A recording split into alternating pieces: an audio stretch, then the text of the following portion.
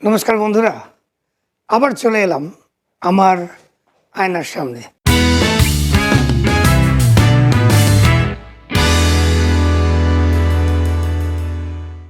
আমার নাম পরীক্ষিত ধর। আপনাদের সবাইকে আবার আরও একবার বেঙ্গল অ্যাফেয়ার্সে স্বাগত। আমি গতবার আপনাদের বলেছিলাম গল্পটার ওই অবধি যেখানে আমার মা আমাকে নিয়ে চলে আসেন শিলংয়ের লাবান স্থিত হরিসভা পাড়ার করুণাময় কুটিরে, যেখানে অসংখ্য কাকা কাকি, পিসেমশাই পিসি, অনেকেরই বিয়ে হয়নি অবশ্য, তারা মনের আনন্দে দারুণ এনজয় করে তারা জীবনযাপন করছিলেন। তো যাই হোক, করুণাময় কুটিরের মালিক কে ছিল আমি জানি না। দুটো তিনটে জিনিস মনে আছে। করুণাময় কুটিরের ঠিক আগের বাড়িটায় একজন খুব রাগী মানুষ থাকতেন, তাকে সবাই ভয় পেত। নামটা মনে ছিল কিন্তু এখন আর মনে নেই। আমার দাদারা দিদিরা, বিশেষ করে যারা ইয়াং ছেলে মেয়ে ছিল, তাদের দেখলেই ভদ্রলোক ধমকে দিতেন, এই ভাগ এখান থেকে। পরে শুনেছি যে ওনার বাড়ির ফুল ফল এসব নাকি তারা চুরি করতে বলে ভদ্রলোক রেগে গিয়ে ভয় দেখানোর জন্য এসব করতেন। এটা হচ্ছে 1 নম্বর। 2 নম্বর, শিলং হচ্ছে একটা আর্থকোয়েক অধ্যুষিত জায়গা। ওখানে প্রচুর আর্থকোয়েক হতো, অর্থাৎ ভূমিকম্প হতো। সেই ভূমিকম্প থেকে বাঁচার জন্যে শিলংয়ের এবং মেঘালয়ের, এখন এটাকে মেঘালয় স্টেট বলা হয়, বেশিরভাগ বাড়ি না পিলারের উপরে বানানো হতো। পিলার, প্ল্যাঙ্কিং বলা হতো। আমি জানি না কেন প্ল্যাঙ্কিং বলা হতো, কারণ প্ল্যাঙ্ক গুড়ি বাড়িগুলির নিচে থাকতো। মানে একটা বাড়ি তার নিচে কাঠের গুঁড়ির উপরে বাড়িটাকে সাপোর্ট দেওয়া হতো, যাতে করে আর্থকোয়েকের সময় যখন ওই শেকিংটা হয়, বাড়িটা যাতে মাটির ভেতরে ঢুকে না যায় বা ভেঙে না পড়ে যায়। কারণ ওই শকসটা, ওই যে আর্থকোয়েকের যে শকটা, সেটা ওই প্ল্যাঙ্কিংগুলো ওটা অ্যাবজর্ব করে নিত। কিন্তু এখানে একটা অদ্ভুত ঘটনা ছিল। যেহেতু আস্ত বাড়িটা বা বাড়িটার একটা অংশ প্ল্যাঙ্কিংয়ের উপরে, পিলারের উপরে, যে চাইতো সে বাড়িটার নিচে ঢুকে যেতে পারত। সে বাড়ির নিচে ছিল অনেক গোপন এবং আজগুবি কর্মকাণ্ডের একটা জায়গা, একটা রহস্যজনক লুকোনো জায়গা। সেখানে হয়তো তখন যারা বড় হচ্ছিল তারা হয়তো বিড়ি সিগারেট খেত, মনে হয় আমার, আই এম শিওর। ওই বিড়ি সিগারেট লুকিয়ে লুকিয়ে খেত কাকা ঠাকারা, যারা আমার মানে আরও যারা টিনেজার ছিল। অথবা হয়তো আরও অন্য কিছু গোপন কাজকর্ম হতো। তো বেশ মজার। আমার মনে আছে, আমি কিন্তু তখনও কোলে, আমি কিন্তু তখনও হাঁটাহাঁটি শুরু করিনি। আর হরিসভা থেকে একটা রাস্তা এইভাবে নিচে চলে যেত। হরিসভা একটু উপরে ছিল, রাস্তা সিমেন্টের রাস্তা, কংক্রিট রাস্তাটা এইভাবে নিচে এসে, অনেকটা নিচে এসে হাতের বাঁদিকে ছিল করুণাময় কুটির। আর একেবারে লাস্টে একটা বাড়ি ছিল যেখানে গিয়ে রাস্তাটা শেষ হতো, এবং সেই বাড়িটাতে যাওয়ার জন্যে রেলিং ধরে নিচে যেতে হতো। আপনি কল্পনা করুন, পেঁচানো লোহার, খুব সম্ভবত পেঁচানো ছিল বা হয়তো স্ট্রেট লোহার রেলিং, সেটা ধরে নিচে বেয়ে বেয়ে নেমে ওই লাস্ট বাড়িটাতে যেতে হতো। এবং সেইখান থেকে, যেখানে রাস্তাটা শেষ হয়ে গেছিল, হাতের ডান দিকে একটা পাহাড়ি রাস্তা ছিল। আমার যতদূর মনে পড়ে, এবং আমার মনে হয় আমি ভুল বলছি না, একটা পাহাড়ি রাস্তা ছিল। সেই পাহাড়ি রাস্তা দিয়ে আমি তো কোলে করে যেতাম, আমার তো হাঁটতে হতো না। সেই কাকারা পিসিরা, আমার মা বাবা, হয়তো দাদা দিদি তখন কত, তারা তখন ইয়াং কিন্তু খুব একটা বড় নয়, স্কুলে পড়ে। আমরা সবাই মিলে সেই ওই ওই পাহাড়ি রাস্তা দিয়ে হেঁটে হেঁটে পাইনের জঙ্গল দিয়ে, পাইন গাছ সারি সারি উঁচু উঁচু লম্বা লম্বা পাইন গাছের ভেতরের রাস্তা দিয়ে আমরা একটা জায়গায় যেতাম বাজার টাজার করতে। সেই জায়গাটার নাম ছিল পুলিশ বাজার। এবং সেই পুলিশ বাজারের খুব সম্ভবত একটা রেস্টুরেন্ট ছিল, সেটার নাম ছিল দিল্লি, দিল্লি রেস্টুরেন্ট। পরে এইগুলি আমি আমার দাদা দিদি কাকাদের মুখে শুনেছি, কাকা পিসিদের মুখে, যে দিল্লি রেস্টুরেন্টের জিলিপি সিঙ্গারা ওটা নাকি আমরা খেতে যেতাম। আমি খেয়েছি বলে ঠিক মনে পড়ছে না, কারণ আমি তখন আমার ওই প্লেট থেকে খাওয়ার বয়সটা তখনও হয়নি, আমি তখনও কোলে। আর পরে যখন শিলংয়ে বেড়াতে গেছিলাম তখন কিন্তু আমি দিল্লি রেস্টুরেন্টে গিয়ে আমি খেয়েছি। যাই হোক, এটা স্মৃতি। এবং আমি খুব আশ্চর্য যে কোলে থাকাকালীন স্মৃতি আমার কি করে মনে আসছে, আই রিয়েলি ডোন্ট নো। আরও দু একটা স্মৃতি যেটা মনে আসছে আমার, সেটা হচ্ছে এই যে আমার একটা অদ্ভুত গলার আওয়াজ, ফ্যাস ফ্যাসে ভাঙা। আপনারা শুনলে মনে করছেন যে হয়তো আমি জোর করে কথা বলছি, না, আমি জোর করে কথা বলছি না, কিন্তু আপনারা হয়তো জোর করে বা কষ্ট করে আমার এই অদ্ভুত আওয়াজ আপনারা শুনছেন। হয়তো কিছুটা বুঝতে পারছেন, হয়তো কিছুটা বুঝতে পারছেন না, হয়তো বা বিরক্ত হচ্ছেন, আমি জানি না। এটা নিয়ে পরে একটা গল্প বলবো। কলকাতায় পৌঁছানোর পরে ডক্টর আবিরলাল মুখোপাধ্যায় বা আবিরলাল মুখার্জি, খুব সম্ভবত খুব নামকরা ইএনটি স্পেশালিস্ট, তার একটা গল্প আমার সঙ্গে আমি কলকাতায় পৌঁছিনি, তারপরে বলবো। তো যেটা বলছিলাম, আমার এই যে গলা, অদ্ভুত গলা, এই গলার সূত্রপাত হয়েছিল আমার তখন ওই শিশু বয়সে আমার হুপিং কফ হয়েছিল। আমার মনে হয় তখন বোধহয় কোনো ভ্যাকসিন ট্যাকসিন ছিল না, যার জন্য ওই হুপিং কফ আমাকে খুব এফেক্ট করেছিল এবং মানে সাংঘাতিক অবস্থা হয়েছিল। তখন যে ডাক্তার আমাকে চিকিৎসা করেছিলেন, দেখুন তার নামটাও মনে আছে আমার, আমি কিন্তু কোলের শিশু। তার নাম ছিল doctor Bezbaruah. Bezbaruah হচ্ছে একজন অ্যাসামিজ, এটা আসামি বা Assamese surname, doctor Bezbaruah. বা বেজটা বোধহয় নাম, বড়ুয়াটা বোধহয় তার সারনেম। ইয়েস, কারেক্ট, বড়ুয়া ছিল তার সারনেম, তার নাম ছিল বেজ বা ব্রিজ। হয়তো সেটা অপভ্রংশ হয়ে বাঙালিদের মুখে হয়তো ব্রিজ বড়ুয়ার নামটা হয়ে গেছিলো বেজ বড়ুয়া। তা উনি আমাকে চিকিৎসা করেছিলেন এবং আমি ভালো হয়ে গেছিলাম। কিন্তু তখন এই যে সিঁড়িটা দেখছেন, এই যে করুণাময় কুটির থেকে যে ধাপে ধাপে নিচে জমিতে নেমে এলো সিঁড়িটা, ছবিটা দেখুন, সেই সিঁড়ি দিয়ে আমি পড়ে ঠরেও গেছি বহুবার। এবং আশ্চর্য কথা, ওই শিশু বয়সের আমার পড়ে যাওয়ার কথা আমার মনে আছে, কিন্তু যে কথাটা আমার মনে নেই সেটা হচ্ছে আমার দাদা দিদিরা বলেছে, আমার কাকারা বলেছে, বাবা বলেছে, মা বলেছেন যে আমি নাকি জিদ করে, খুব জিদ্দি ছিলাম, একদম ছোট ছেলে তো, যা চাইতাম হয়তো সেটাই আমাকে দেওয়া হতো। এবং যখন দেওয়া হতো না কিছু, যা করে বাচ্চারা, আমি নাকি এমন চিৎকার করতাম, আমি শ্বাস আটকে গিয়ে আমার মুখ চোখ নীল হয়ে যেত এবং আমি স্থির হয়ে যেতাম বেশ মেবি ফর 30 সেকেন্ডস, 60 সেকেন্ডস বা 1 মিনিট, আমি জানি না কতক্ষণ। আমার বড়দের মুখে শুনেছি অনেকক্ষণ। এখন সেই অনেকক্ষণটা নিশ্চয়ই জাস্ট একটুক্ষণ, কারণ অনেকক্ষণ যদি আমার শ্বাস আটকে থাকতো আমি তো মরেই যেতাম, আজকে আপনাদের সামনে আমি আসতেই পারতাম না। তো তারপরে তখন নাকি সবাই ভাবতো আমি মারাই গেছি, সবাই কান্নাকাটিও করতো, থাপড় থাপড় ঝাপড় টাপড় মেরে জল টল ঢেলে তারপরে নাকি আমি ধপ করে আবার আমার জ্ঞান ফিরে আসতো। মানে আমি চিৎকার করে জিদের চোটে আমি অজ্ঞান হয়ে যেতাম। এবং এটার চিকিৎসা করাতে গিয়ে কেউ নাকি বলেছিলেন যে বড় হলে ঠিক হয়ে যাবে, এবং বড় হয়ে ঠিক হয়েও গেছিল। কারণ আমি রাগ ছিল বহু বছর বয়স পর্যন্ত, কিন্তু এখন গত 15 বছর ধরে আর রাগ টাগ নেই, রাগ টাগ আমি ওই জয় টয় করে ফেলেছি। তো এইটা ছিল আমার আরেকটা অসুখ। এইবার বলি শিলংয়ের আরেকটা কথা।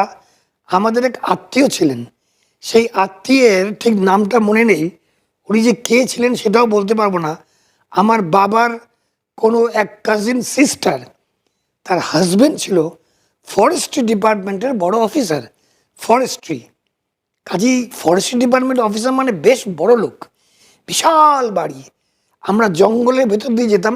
আমি যখনই জঙ্গল বলি সেটা মানে হচ্ছে পাহাড়ি রাস্তা, পাইন গাছে ভর্তি, লম্বা লম্বা পাইন গাছ। সেই বাড়ির এক এক দাদাকে আমার মনে আছে, সবাই তাকে ডাকতো লাকি দা বলে, লাকি তার নাম ছিল। সে তার তার সম্বন্ধে অনেক কথাবার্তা হতো, কারণ সে বোধহয় তখন একটা হিরো টাইপ ছিল মনে হয়, আধুনিক জামা কাপড়, এবং because he was very very rich parents son, কাজে তাকে নিয়ে বেশ আলাপ আলোচনা হতো আমার পিসিদের মধ্যে, কাকুদের মধ্যে। আর আমার মনে হয় যে ও বোধহয় অনেক উল্টোপাল্টা কাজকর্মও করতো, ঠিক জানি না, তাকে নিয়ে আলোচনা হতো। সে একটা আলোচ্য ক্যারেক্টার ছিল। তো আমার মনে আছে ওখানে যেতাম, সারাদিন থাকতাম ওদের বাড়িতে। বিরাট বাড়ি, চারিদিকে পাইন গাছের ফরেস্ট, এবং তার মাঝখানে অনেক খাওয়া দাওয়া হতো।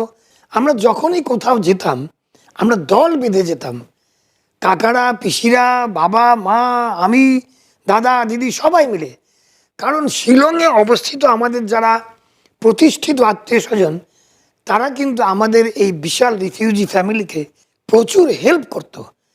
কারণ এই করুণাময় কুটিরে আরও একটু ওপরে আমার এক পিসি থাকতেন, বাবার কীরকম কাজিন, সেই পিসি, তাকে আমরা ডাকতাম রাঙা পিসি বলে। সেই রাঙা পিসির যে পিসে মশাই ছিলেন, তিনি বোধহয় ছিলেন আসামের চিফ মিনিস্টার বা কোনো মন্ত্রীর একটি সেক্রেটারি বা খুব বড় পজিশনে। তিনি কিন্তু আমাদের অনেক কাকাকে মনে হয় চাকরি টাকরি করে দিয়েছিলেন, কারণ ওই সময়টাতে তখন কিন্তু আমরা বলি না যোগাযোগ আছে, যোগাযোগে চাকরি হতো, যেটা আপনারা আজকাল বলেন চিরকুটে, চিরকুটে চাকরি। তখন কিন্তু ওই চিরকুটে চাকরি হতো। কারণ আমার যদ্দূর মনে পড়ে আমার সমস্ত কাকারা তারা কিন্তু সরকারি চাকরি করতেন, এবং তারা কিন্তু সবাই গ্র্যাজুয়েশনও করেছিলেন, এবং হায়ার সেকেন্ডারি বা তখন বোধহয় ম্যাট্রিক ছিল, ম্যাট্রিক পাস করার পরেও তারা কিন্তু আসাম গভর্নমেন্টে তারা কিন্তু চাকরি পেয়েছিলেন। আমার কাকারা, আমার বাবার কাজিন যারা ছিলেন, তারাও কাকা, তারা সবাই চাকরি টাকরি করতেন। So this refugee family was settling down very nicely. তারা কিন্তু ভালোভাবে সেটেল ডাউন করছিলেন। কারণ দেখুন, রিফিউজিদের না পিঠটা দেওয়ালে থাকে, তারা যখন হাত পা ছড়ে সেটা কিন্তু সামনের দিকেই ছড়ে, যার জন্যে আপনারা দেখবেন যুগে যুগে সারা পৃথিবীতে refugee families are very very successful. এবং আমার বাবাও তখন শিলংয়ে নয় কিন্তু হাইলাকান্দি বলে একটা জায়গাতে গিয়ে তার ব্যবসাটা ফাঁদলেন। তার ওই সুপরির হোলসেল, তারপরে পরে অবশ্য আর অনেক কিছু করেছিলেন, চা বাগান টাগান, সেগুলিও বলবো, সেই গল্প টল্প বলবো। সেখানে অনেক টেরোরিজম আছে, সেগুলিও বলবো। যাই হোক, বাবা হাইলাকান্দিতে আরেক পিসির বাড়িতে থেকে, যেখানে উনি প্রায় সারা জীবন কাটিয়েছেন, এক পিসির বাড়িতে, পিসি এবং পিসে মশাই। বিকজ বিকজ ওই সময়টাতে না the families were very very close, whether cousins ও ডাইরেক্ট ভাই বোন বা কাকা পিসি। এখন না সেটা দেখতে পাবেন না। এখন the only very very close thing is our phone. This is our closest relative now. তখন মানুষ ছিল, এখন ফোন। তো যাই হোক, অন্যদিকে চলে যাব না, তাহলে ভুলে যাব। তো বাবা হাইলাকান্দি বলে কাছাড় ডিস্ট্রিক্টের আসামে, সেখানে গিয়ে তার ব্যবসা ফেদে বসলেন। আমরা থাকতাম শিলংয়ে। আমার দাদারা, দিদি বোধহয় মনে হয়, দিদিও বোধহয়, কি দুই দাদা লাবানের বয়েজ স্কুল বা লাবান হাই স্কুলে পড়তেন, এবং আমার বড়দা সেখান থেকে বোধহয় ম্যাট্রিক পাস করেছিলেন। কারণ উনি যখন কলকাতায় আসেন, আমার বড়দা, তাকে বোধহয় ইন্টারমিডিয়েট বা প্রি সায়েন্স বা প্রিপারেটরি সায়েন্স এরকম একটা কিছু নাম ছিল কোর্সের, তাকে করতে হয়েছিল ওই যাদবপুর ইউনিভার্সিটির ইঞ্জিনিয়ারিং কোর্সে ভর্তি হওয়ার জন্যে। যাই হোক, তো লাবানে, শিলংয়ের লাবানে ওই স্কুলে আমার দুই দাদা পড়তেন। দিদি সেখানে পড়তেন কেন আমার ঠিক মনে নেই। আমার দিদি পরে ওই কলকাতায় এসে বাঘাযতীন বালিকা বিদ্যালয়, নামটা ছিল অদ্ভুত নাম ছিল, নামটা এখন আমার পুরো মনে আছে। সেই বাঘাযতীন কলোনির সেই স্কুলের নাম ছিল সম্মিলিত উদ্বাস্তু বালিকা বিদ্যালয়। মানে উদ্বাস্তুদের জন্য, আমাদের মতো যারা উদ্বাস্তু বা রিফিউজি, তাদের জন্য স্কুলটা বানানো হয়েছিল। পরে অবশ্য অনেক পাল্টে যায়, যাই হোক, এখনও কলকাতা পৌঁছইনি, পরে পৌঁছবো। শিলংয়ের গল্প আরেকটু বলিনি। ওই যেটা বলছিলাম, ওই লাকিদার বাড়িতে আমরা যেতাম, প্রচুর খাওয়া দাওয়া হতো এবং সবাই, আমার একটা মনে আছে, রিফিউজি বা উদ্বাস্তু হওয়া সত্ত্বেও আমার কাকারা, পিসিরা, আমার বাবা, মা এবং সবাই যেভাবে মানে অট্টহাস্য করে আনন্দে হিল্লোলে যে সংগ্রামটা করছিলেন, সংগ্রাম মানে আমি কিন্তু ওই কমিউনিস্ট সংগ্রামের কথা বলছি না, লড়াই তাও বলছি না, আমি বলছি তারা যে the fight that they gave to survive and to do something in life, এই যে এটা কিন্তু অসাধারণ ছিল, অসাধারণ। আই এম টেলিং ইউ, প্রত্যেককে হেল্প করতো একটা কিছু করার জন্যে। এটা এখন কল্পনা করতে পারবেন না, কল্পনা করাও যায় না এটা। তো এই কথাগুলি আমার মনে আছে, কারণ আমরা সবাই মিলে শিলংয়ে ওয়ার্ল্ড লেক বলে একটা লেক আছে, এখনও আছে, বিউটিফুল লেক। আমার কাকা, আমার বিশেষ এক প্রিয় কাকা, কাজল কাকু, ভীষণ ভালোবাসি তাকে। আমি সমস্ত কাকাকেই ভালোবাসি, কারণ ওই সময়ে কাকা আর বাবার মধ্যে কোনো তফাৎ ছিল না। মাসি, পিসি এবং নিজের মা, এর মধ্যেও কোনো তফাৎ ছিল না। It was love, love and love, full of love, everything. এটা এখন নেই। অথচ দেখুন, এখন কিন্তু আমাদের জীবনযাত্রা অনেক সহজ হয়ে গেছে, যদিও the competition is very very tough, কিন্তু আমাদের অনেক সুবিধে হয়ে গেছে এখন। তখন কোনো সুবিধে ছিল না, অথচ যেটা ছিল সেটা ছিল অফুরন্ত ভালোবাসা। সবার মধ্যে ভালোবাসা ওয়াজ স্প্রেড ইভেনলি অ্যামং এভরিওয়ান। তো যাই হোক, সেই ওয়ার্ল্ড লেকে আমাকে তো আমি তো কোলে যেতাম। ওয়ার্ল্ড লেকে আমরা যেতাম, সেখানে গিয়ে নৌকো টৌকো চড়তাম, কিছু মতো খেতামও, মনে নেই। এমন সময় দাদারা যখন বড় হয়ে গেল, শিলংয়ের লাবণ স্কুলে পড়া হয়ে গেল, বাবা ঠিক করলেন যে এদের কলকাতা পাঠাতে হবে। এই শুরু হলো কলকাতার যাত্রা। কিন্তু বাবা তো যেতে পারবেন না। আমার মা, এক মহিয়সী নারী, যে ম্যাট্রিকে সেকেন্ড ডিভিশন পাওয়ার জন্য দাদু যার বিয়ে দিয়ে দিয়েছিলেন, সেই মা আমার সমস্ত দায়িত্ব নিয়ে আমাদের 4 জনকে পোটলা বেঁধে, আমার বড়দা, মেজদা, দিদি এবং আমি কোলে আমাদের নিয়ে কলকাতার দিকে যাত্রা দিলেন। কলকাতার গল্পটা পরে বলবো, কারণ অনেক কিছু বলতে হবে। বেশি কথা বললে আপনারা আবার বিরক্ত হয়ে যাবেন যে এত লম্বা ভিডিও কেন। তো যাই হোক, এখন আমি আজকের মতো আমার এই আয়নার সামনে থেকে উঠছি। আবার আসবো 2-4 দিন পরে, যখন সময় পাই তখনই আসবো। কেমন লাগছে একটু লিখে জানাবেন। আপনারা কেউ কমেন্ট করেন না, আমি দেখেছি।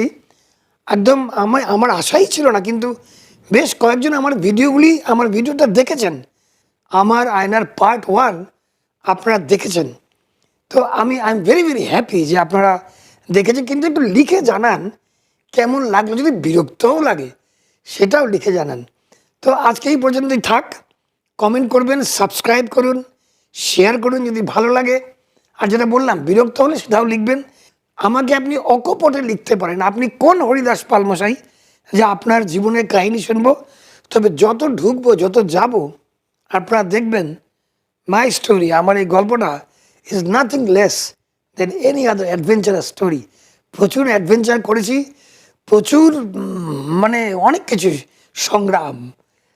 সংগ্রাম এবং লড়াই, যে শব্দ দুটো কমিউনিস্টরা ব্যবহার করে, এই শব্দ দুটো আমার ভালো লাগে না, কিন্তু এটার আর কোনো অল্টারনেটিভ নেই। যার জন্য আমি বলছি যে প্রচুর সংগ্রাম আর লড়াইয়ের অল্টারনেটিভ হতে পারে যে প্রচুর কাজ করে দক্ষতা বাড়িয়ে আজকে এখানে এসছি, এবং কি করে এসছি সেটাও আমি বলবো। কাজেই ভালো থাকবেন, সঙ্গে থাকবেন, এবং আজকের মতো আসছি। নমস্কার।